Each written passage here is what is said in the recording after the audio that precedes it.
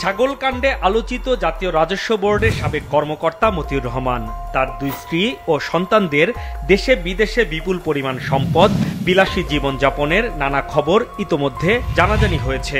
মতিউর ও তার পরিবারের কোথায় কি পরিমাণ জমি আছে তা জানতে সম্প্রতি দেশের বিভিন্ন জেলার সাব রেজিস্ট্রার অফিসে চিঠি দেয় দুদক।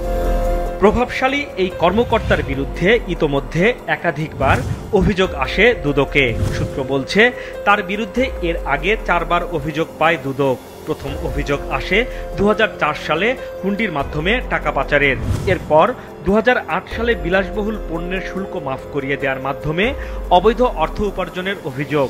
এরপর 2013 ও 21 সালে অভিযোগ আসে অবৈধ সম্পদ অর্জনের। তবে প্রতিবারই দুদক থেকে দায়মুক্তি পান মতিউর। ছাগলকাণ্ডের পর পঞ্চমবারের মতো মতিউরের বিরুদ্ধে তদন্ত নেমে দুদক বলছে, অতীতে কিভাবে বারবার দায়মুক্তি পেলেন তিনি তা এবার খতিয়ে দেখবে সংস্থাটি। এ লক্ষ্যে তার পরিবারের সম্পদের হিসাব চেয়ে চিঠি দেওয়া হয়েছে।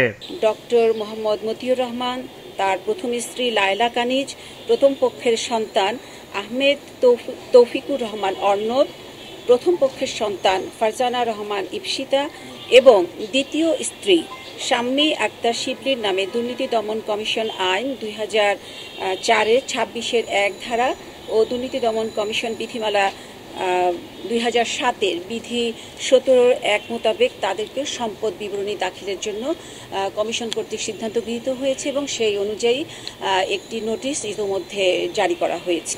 এইবার পেয়েছে, এই গত 4 বারে পেল না কেন? এত ব্যত্যয় কেন হলো? কি চলছে কি বলবেন? আমি যে দায়মুক্তি কেন পেল বা নিশ্চয়ই এগুলি ক্ষতি অবশ্যই দেখা হবে। সাবেক পুলিশ প্রধান বেনজির আহমেদ ও তার পরিবারের সদস্যদের বিরুদ্ধে অবৈধ সম্পদের পাহাড় গড়ার অভিযোগের বিষয়ে দুদফা দুদক কার্যালয়ে ডাকা হলেও হাজির হননি তারা।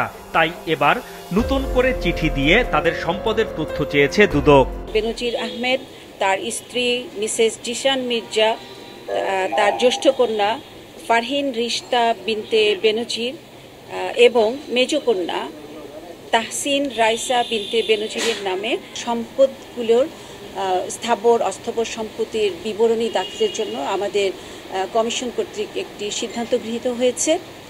এই সিদ্ধান্তের পরিপ্রেক্ষিতে তাদের এই সম্পদ বিবরণী দাখিলের জন্য একটি নোটিশ ইতোমধ্যে জারি করা হয়েছে।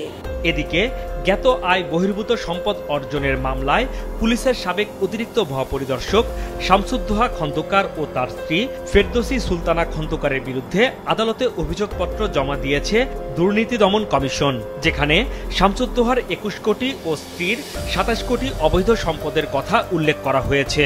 27 কোটি 48 লক্ষ টাকার জ্ঞাত আয় বহির্ভূত সম্পদ অর্জন এবং মিসেস ফেরদৌসী সুলতানা খন্দকার পেশায় একজন গৃহিণী হওয়া সত্ত্বেও তার ব্যাংকে কিছু অস্বাভাবিক লেনদেনের তথ্য পাওয়া গেছে। প্রথম যেটি বললাম সেটি হচ্ছে মামলা নম্বর 16 এবং দ্বিতীয়টি হচ্ছে মামলা নম্বর 17। চার্জশিট ইতিমধ্যে দাখিল করা হয়ে গেছে এবং এই দুটো মামলায় আমাদের সমন্বিত জেলা কার্যালয় ঢাকার মাধ্যমে পরিচালিত হচ্ছে। এদিকে ছাগলকাণ্ডে আলোচিত সাদিক এগ্রোর বিরুদ্ধে অনুসন্ধান চলছে বলে জানিয়েছেন দুদক সচিব।